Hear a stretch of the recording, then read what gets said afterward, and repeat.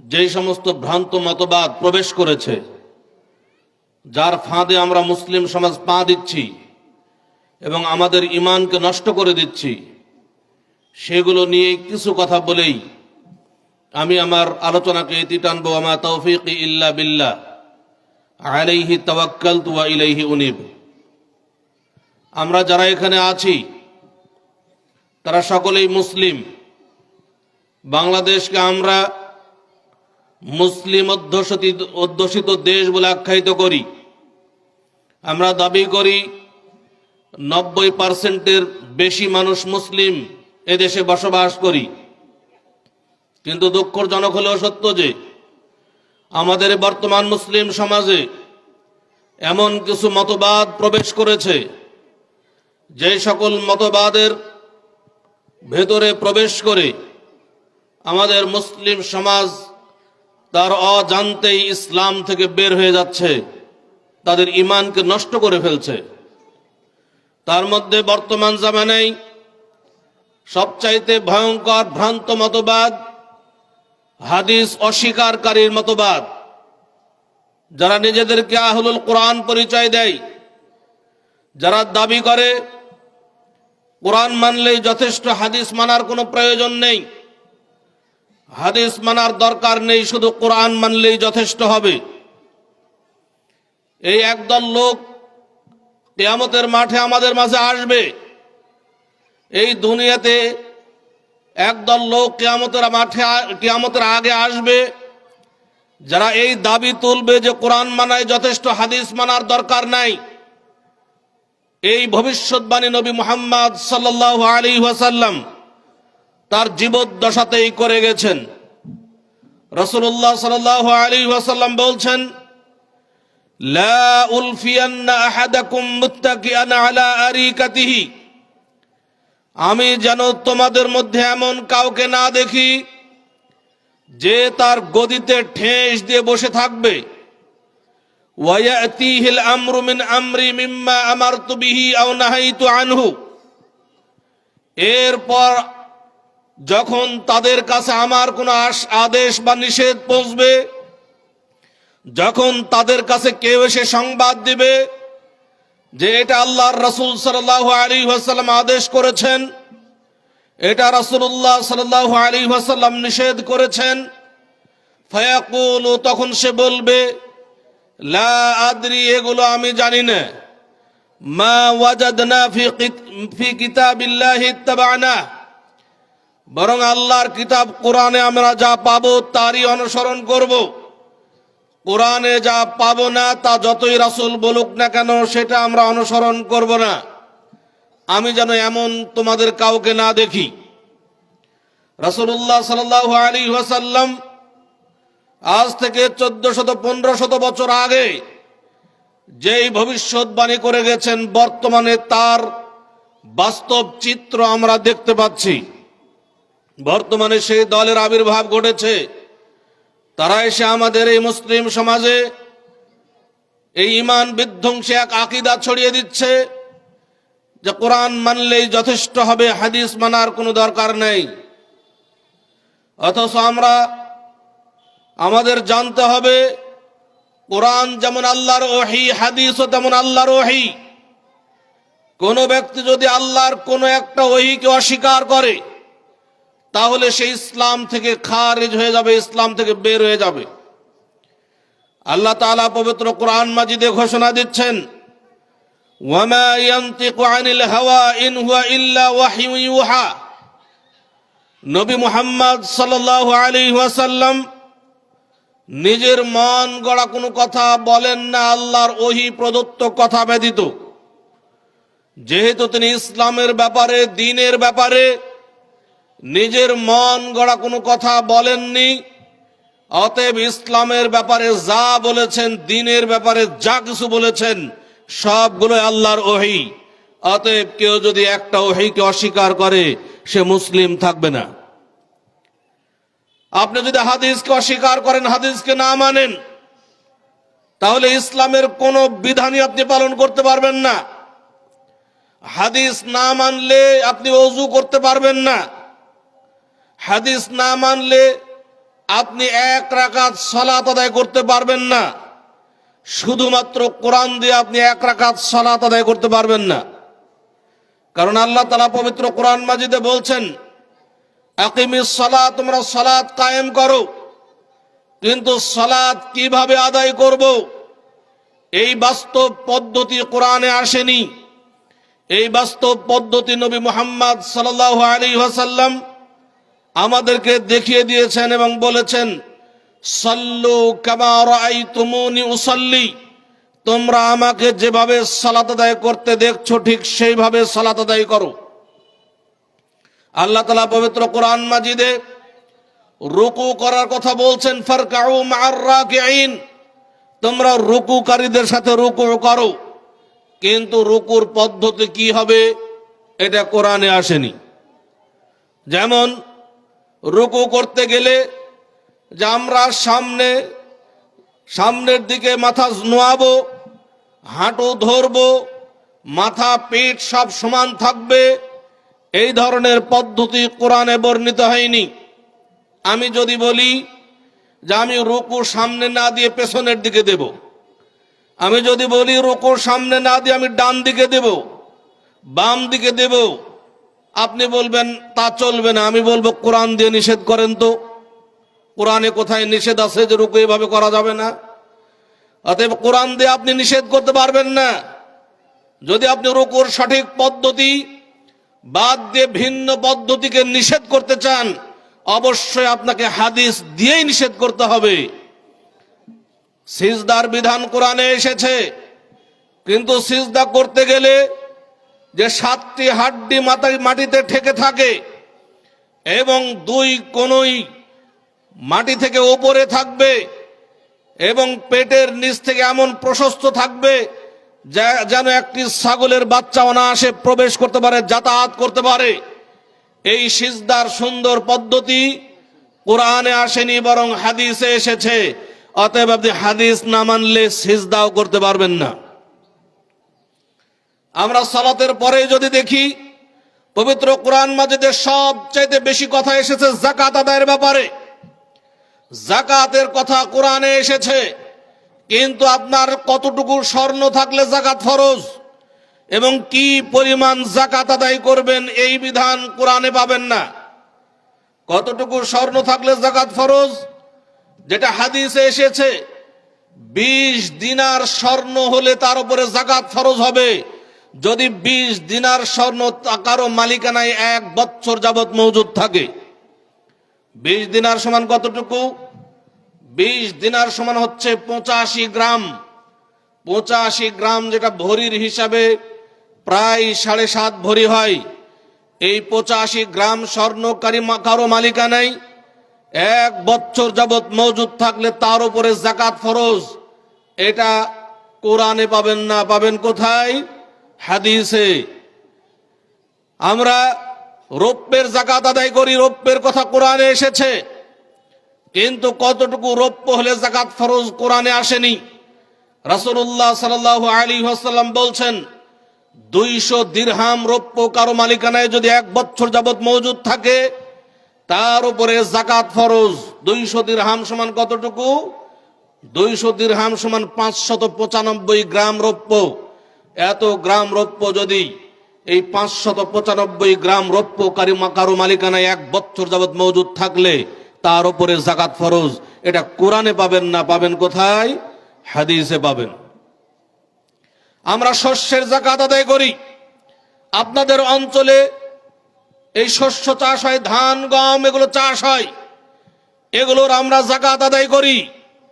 কিন্তু আল্লাহ তাআলা বলছেন, ওয়া আতু হাক্কাহু ইয়াওমা হাসাদিহি, তোমরা যেই দিন তোমার ফসল কর্তন করবে সেই দিনই তার যাকাত দিয়ে দাও।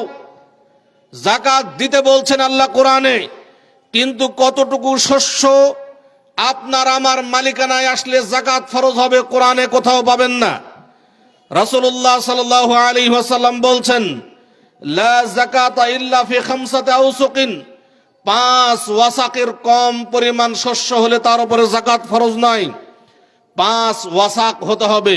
5 ওয়াসাক সমান কতটুকু? 1 ওয়াসাক সমান হলো 60 সা।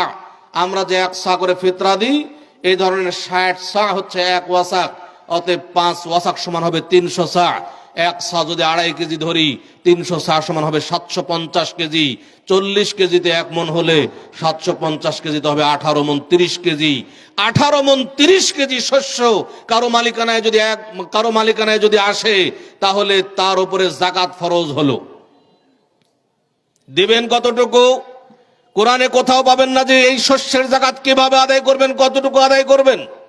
রাসূলুল্লাহ সাল্লাল্লাহু আলাইহি ওয়াসাল্লাম বলছেন, যদি নিজে পানি সেচ দিয়ে চাষ করো তাহলে 20 ভাগের 1 ভাগ দাও, আর যদি আল্লাহর পানিতে হয় তাহলে 10 ভাগের 1 ভাগ দাও।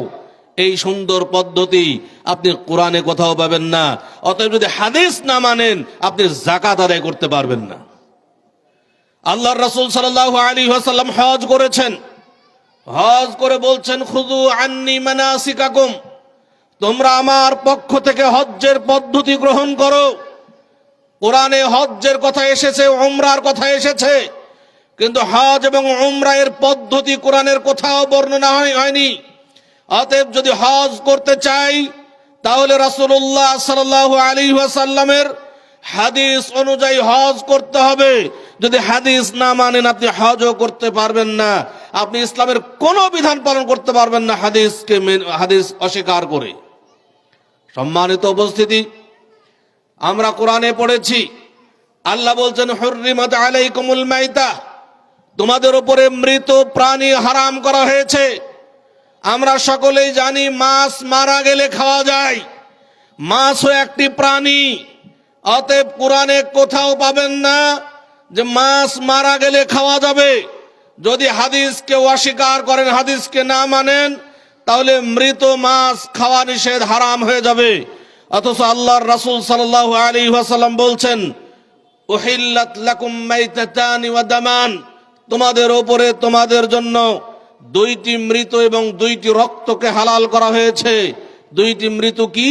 আল হুত ওয়াল জারাদ, একটা হচ্ছে মাছ এবং আরেকটা হচ্ছে পঙ্গপাল, টিড্ডি ফড়িং বিশিষ্ট এক প্রকার প্রাণী, যা সৌদি আরবে দেখা যায়। এই 2টি মারা গেলেও খাওয়া যাবে, রাসূলুল্লাহ সাল্লাল্লাহু আলাইহি ওয়াসাল্লাম বলছেন। এখন আমরা বলছি যে মৃত প্রাণী খাওয়া যাবে না, কোরআন মানতে যাচ্ছি, তাহলে কিন্তু কোনো মাছই খাওয়া যাবে না। সম্মানিত উপস্থিতি, কোরআনে কোথাও পাবেন না যে কুকুরের গোশত খাওয়া যাবে না, কিন্তু হাদিসে পাওয়া যাবে কুকুরের গোশত খাওয়া নিষেধ। যারা বলবে যে আমি কোরআন মানি, হাদিস মানি না, তাদেরকে কুকুরের গোশত খেতে দিতে হবে, বলতে হবে তুমি কুকুরের গোশত খাও, কোরআনে কোথাও নিষেধ নাই। সম্মানিত উপস্থিতি, অতএব আমরা যেন এই অবান্তর যুক্তির পিছনে না ছুটি,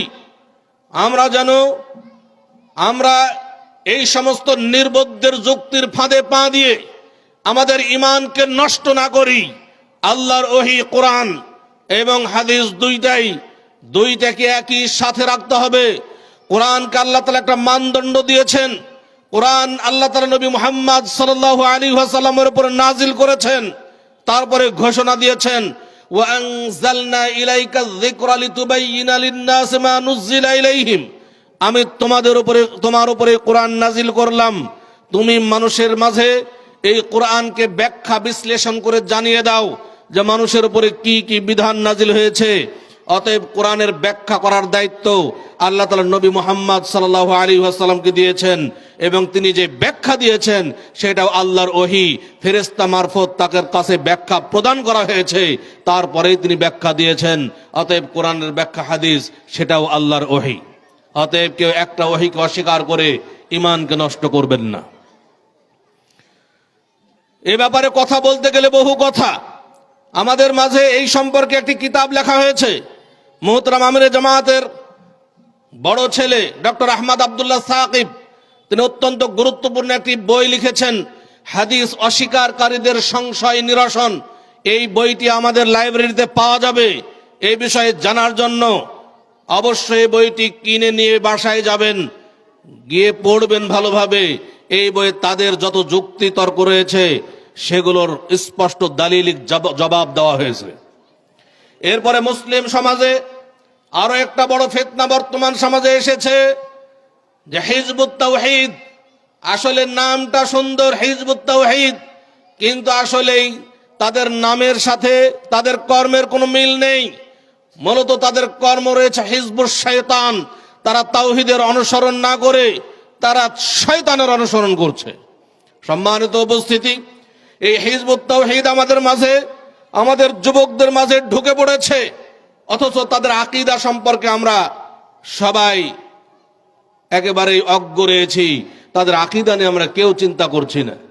এই হিজবুত তাওহীদের প্রধান যে সমস্ত ভ্রান্ত আকীদা রয়েছে তাদের মধ্যে একটি হলো, তারা বিশ্বাস করে যে মানুষের মধ্যে আল্লাহর আত্মা রয়েছে, রূহ রয়েছে।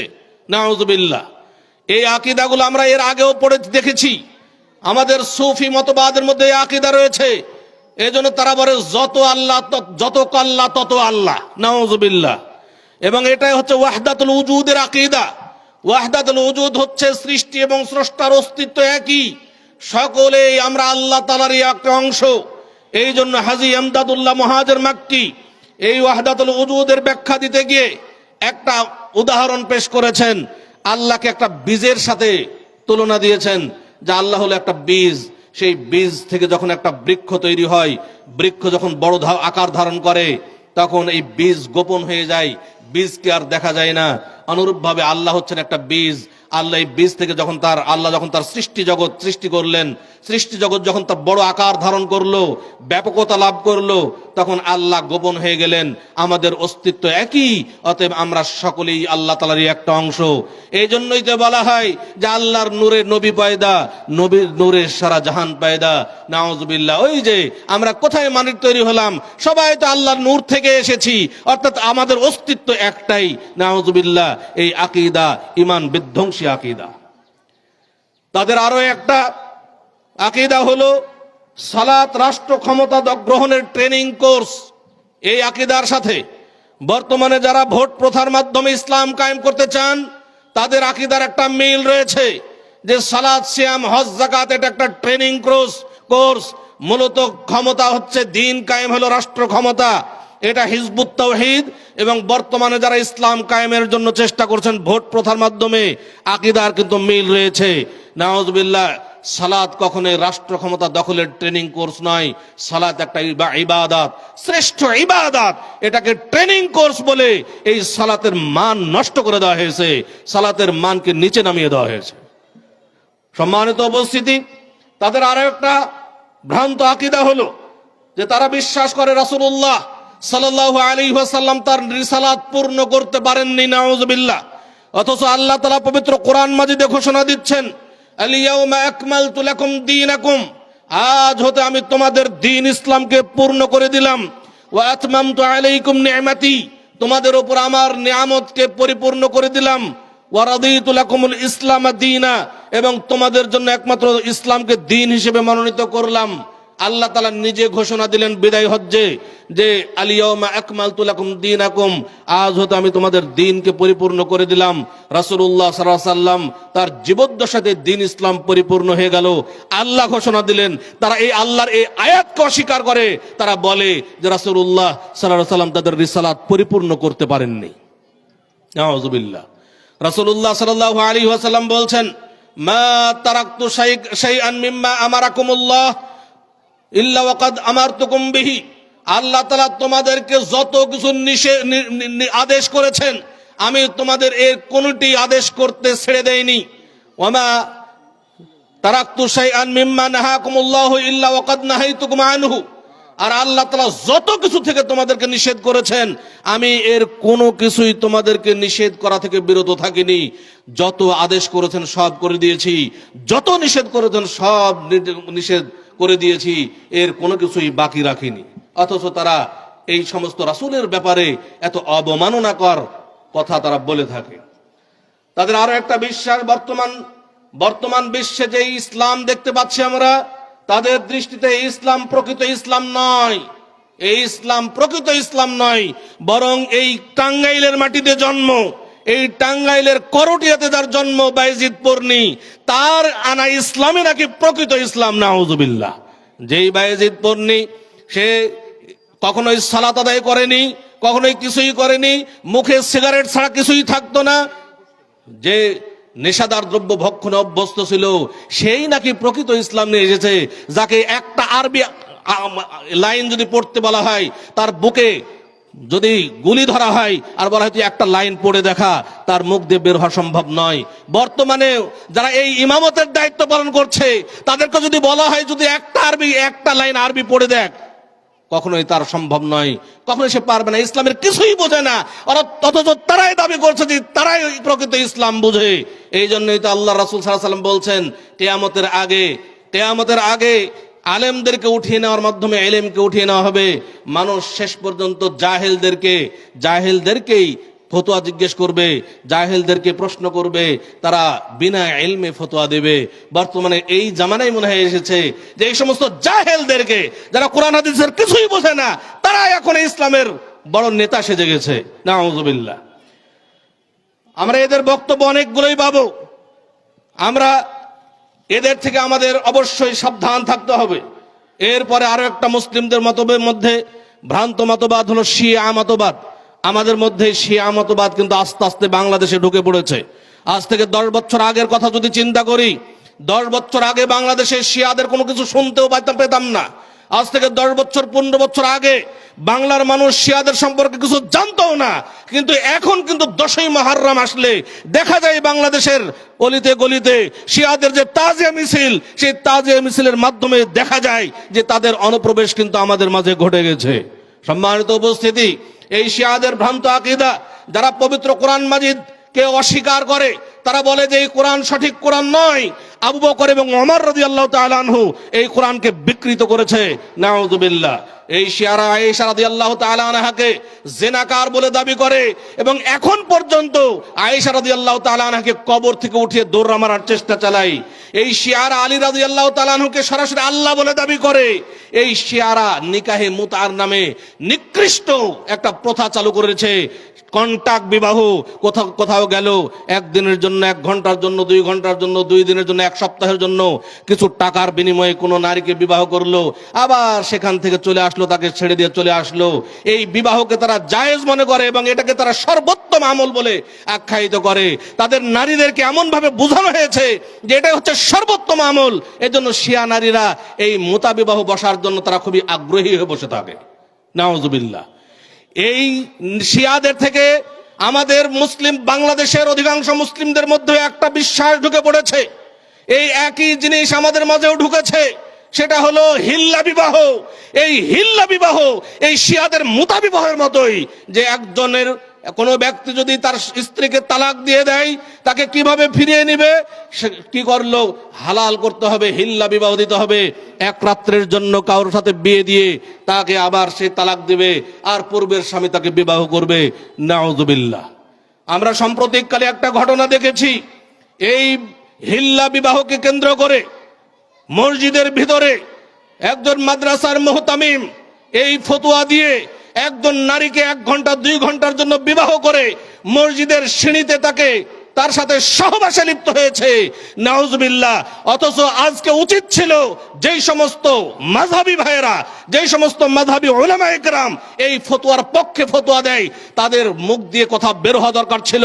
তাদের আজকে দাবি করা উচিত ছিল যে এই হিল্লা বিবাহ হারাম ঘোষণা করতে হবে। আমরা আজকের এই জেলা সম্মেলন থেকে আমাদের দেশের সরকারের কাছে আবেদন জানাতে চাই, দেশের প্রশাসনের কাছে, দেশের আদালতের কাছে আমরা আবেদন জানাতে চাই, এই হিল্লা বিবাহের মতো নোংরা প্রথা মুসলিমদের মধ্যে থেকে নিষিদ্ধ ঘোষণা করা হোক। সম্মানিত উপস্থিতি, এই হিল্লা বিবাহের মতো একটা নোংরা প্রথা এটা ইসলামে থাকতে পারে না। ইসলামে এত নোংরা ধর্ম নয় যে 1 দিনের জন্য, 1 রাতের জন্য, 1 ঘন্টার জন্য একজনের স্ত্রী আরেকজনের কাছে বিয়ে দিল, আবার তার সাথে মিলনে লিপ্ত হলো, পরবর্তীতে সে আবার তাকে ফিরিয়ে নিল। নাউযুবিল্লাহ। এটা হতেই পারে না। সম্মানিত উপস্থিতি, আজকে যদি ইসলামের বিধান কায়েম থাকতো, ইসলামের বিধান যদি এই বাংলার বুকে কায়েম থাকতো, তাহলে ওই মুহতামিম যে মসজিদের মধ্যে হিল্লা বিবাহ করে তাকে মিলন করেছে মসজিদের মধ্যে, তাকে রজম করা হতো, বুক পর্যন্ত মাটিতে পুঁতে তার মাথায় পাথর মেরে হত্যা করতে হতো। সম্মানিত উপস্থিতি, অতএব আজকে যারা এই মতের পক্ষে, তাদের কাছে আবেদন, তারা কিন্তু আজ পর্যন্ত মুখ দিয়ে কোনো কথা বলেনি। তাদের উচিত ছিল যে এই বিরুদ্ধে সোচ্চার হওয়া। সম্মানিত উপস্থিতি, আমরা বাংলার বুকে এই সুফিবাদের আরো বেশ কিছু সুফিদের মানে দিনই হচ্ছে স্বপ্নে পাওয়া দিন। তারা স্বপ্ন বাস্তবায়ন করে, দেখবেন যে সবকিছু তারা স্বপ্নে দেখেছে। আজকে হাটহাজারী মাদ্রাসার যদি ইতিহাস পড়েন, দেখবেন হাটহাজারী মাদ্রাসা রাসূল সাল্লাল্লাহু আলাইহি ওয়াসাল্লাম স্বপ্নে নাকি হাটহাজারী মাদ্রাসার নকশা করে দিয়েছেন, সেই নকশা অনুযায়ী হাটহাজারী মাদ্রাসা প্রতিষ্ঠিত হয়েছে। নাউজুবিল্লাহ। আজকে স্বপ্নে পাওয়া দিন। বর্তমানেও আজকে এই সাম্প্রতিক কালেও একটা ভিডিও আমরা দেখলাম যে আজকে একজন মানে বিজ্ঞ আলেম মামুনুল হক, যার নাম বলতে হচ্ছে, তার সামনে তার ব্যাপারে একটা স্বপ্ন দেখে তার সামনে প্রকাশ করছে। তাকে দেখছে যে মামুনুল হক সাহেবের পিতা শাইখুল হাদিস, তিনি নাকি রাসূলুল্লাহ সাল্লাল্লাহু আলাইহি ওয়াসাল্লামের সাথে বসে আছেন। স্বপ্নে দেখছে আরেকজন হুজুর বসে আছেন, আর রাসূলুল্লাহ সাল্লাল্লাহু আলাইহি ওয়াসাল্লাম ঘোষণা দিচ্ছেন যে মামুনুল হককে শাইখুল ইসলাম হিসেবে তাকে মনোনয়ন করা হয়েছে। আর মামুনুল হক সাহেবের সামনে সেটা বলা হচ্ছে, অথচ তিনি কিন্তু কোনোই প্রতিবাদ করেননি। তিনিও মনে মনে চাচ্ছেন যে যাক, আজকে একটা আমার যোগ্য একটা চামচা পেয়েছি, যাকে আমার পক্ষে পেয়েছি। এই কথার ভিত্তিতে যেহেতু স্বপ্নে পদিনই সবাই কবুল করে, আমাকেও যদি শাইখুল ইসলাম হিসেবে কবুল করে, তাহলে তো আমার বিরাট পাওয়া পেয়ে গেলাম এই দুনিয়াতে। নাউজুবিল্লাহ। তার উচিত ছিল তৎক্ষণাৎ তিনি দাঁড়িয়ে এর প্রতিবাদ করা। তিনি যদি সঠিক আলিম হয়ে থাকেন, এর প্রতিবাদ করা উচিত ছিল যে এই স্বপ্নে পাওয়া দিন, স্বপ্ন কোনো কিছুর বাস্তবায়ন হবে না, স্বপ্ন দ্বারা কোনো কিছু মানে প্রতিষ্ঠিত হবে না, এটা তার প্রতিবাদ করা ছিল, দরকার ছিল। তিনি যদি প্রতিবাদ করতেন তার সম্মান বেড়ে যেত, কিন্তু তিনি প্রতিবাদ না করে তার মনের যে আকাঙ্ক্ষা এটা আছে সেটা আমরা বুঝতে পেরেছি। নাউজুবিল্লাহ। অতএব আসুন আমরা এইগুলো মতবাদ থেকে বিরত থাকি। এইগুলো মতবাদ থেকে আমাদের বিরত থাকতে হবে। আমাদের মধ্যে আরেকটা ফিতনা বর্তমান জামানায়, যে আমরা আহলে হাদিস নামকরণ কেন করছি? আমরা তো মুসলিম, আল্লাহ কোরআনে মুসলিম নামকরণ করেছেন। আমি বলবো যে মুসলিম কেন? আমাদের সর্বপ্রথম পরিচয় আমরা মানুষ, আমরা সকলেই মানুষ। আমরা মানুষের মধ্যে আমাদের আদর্শিক পরিচয় মুসলিম। কারণ মানুষের মধ্যে কেউ মুসলিম আছে, কেউ শিয়া আছে, মানুষের মধ্যে কেউ ইহুদি, কেউ খ্রিস্টান, কেউ হিন্দু, কেউ বৌদ্ধ। অনুরূপভাবে আমাদের বৈশিষ্ট্য আদর্শিক পরিচয় হলো আমরা মুসলিম। মানুষের মধ্যে যদি হিন্দু না থাকতো, মানুষের মধ্যে যদি খ্রিস্টান না থাকতো, মানুষের মধ্যে যদি ইহুদি না থাকতো, মানুষের মধ্যে যদি বৌদ্ধ না থাকতো, তাহলে আমাদেরকে মুসলিম বলারও প্রয়োজন হতো না। আমরা তখন বলতাম আমরা সবাই মানুষ। মুসলিম হচ্ছে আদর্শিক পরিচয়। মুসলিমদের মধ্যে আহলুল হাদিস এটা আরেকটা আদর্শিক পরিচয়। মুসলিমদের মধ্যে বহুরূপী মুসলিম রয়েছে।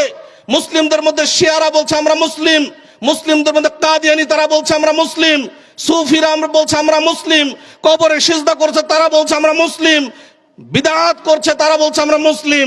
আমরা তাহলে কোন প্রকারের মুসলিম? এখানে আমাদের আদর্শিক পরিচয়, আমরা হলাম আহলুল হাদিস মুসলিম। আমরা পবিত্র কোরআন এবং সহিহ হাদিস নিঃশর্তভাবে মেনে নেওয়া মুসলিম, এটা আমাদের আদর্শিক পরিচয়। মুসলিমদের মধ্যে যদি শিয়া না থাকতো, মুসলিমদের মধ্যে যদি কাদিয়ানি না থাকতো, মুসলিমদের মধ্যে যদি বিদআতি না থাকতো, মুসলিমদের মধ্যে যদি কবর পূজারি না থাকতো, তাহলে আমাদের নাম আহলে হাদিস বলার কোনো দরকার ছিল না, আমরা সবাই মুসলিম হয়ে যেতাম। আশা করি বিষয়গুলো আমাদের বুঝতে হবে।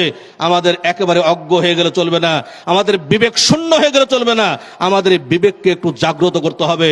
আল্লাহ তাআলা আমাদের সকলকেই এই ভ্রান্ত মতবাদগুলো বুঝে এগুলো থেকে বিরত থাকার তৌফিক দান করুন। আমাদেরকে প্রকৃত মুসলিম হিসেবে দুনিয়াতে বেঁচে থাকার তৌফিক দান করুন। প্রকৃত ঈমানের সাথে আল্লাহ তাআলা আমাদেরকে দুনিয়া থেকে বিদায় নেওয়ার তৌফিক দান করুন। এই বলে আমি আমার এই আলোচনা এখানে শেষ করছি। আকুলু কাওলি হাযা ওয়া আস্তাগফিরুল্লাহ লি ওয়া লাকুম লিসাইরিল মুসলিমিন ফাস্তাগফিরু ইন্নাহু হুয়াল গফুরুর রহিম। আমাদের সামনে আমি যে কিতাবটির নাম করেছি ইতিপূর্বেই, হাদিস অস্বীকারীদের সংশয় নিরসন, এই কিতাবটা আছে, সবাই নিয়ে যাওয়ার চেষ্টা করবেন ইনশাআল্লাহ। এরপরে তালাক ও তাহলিল, আমি যেটা বললাম হিল্লা বিবাহ হিল্লার যে কথা, এই তালাক তাহলিল বইটা সবার পড়া দরকার। যেই সমস্ত নারীদের সাথে এই ধরনের প্রতারণা করা হচ্ছে, সব নারীদেরকে বলবো, মা বোনদেরকে বলবো, আপনারা এই কিতাবটি ভালোভাবে পড়বেন। আপনাদের সাথে যেন এই ধরনের কিছু ব্যবসায়ী হুজুররা প্রতারণা না করতে পারে। বর্তমান বিশ্বে বর্তমান বাংলা ভাষায় যত সালাতের ব্যাপারে যত কিতাব রয়েছে, সর্বশ্রেষ্ঠ কিতাব সালাতুর রাসূল সাল্লাল্লাহু আলাইহি সাল্লাম মুহতারাম আমির জামাতের লেখা।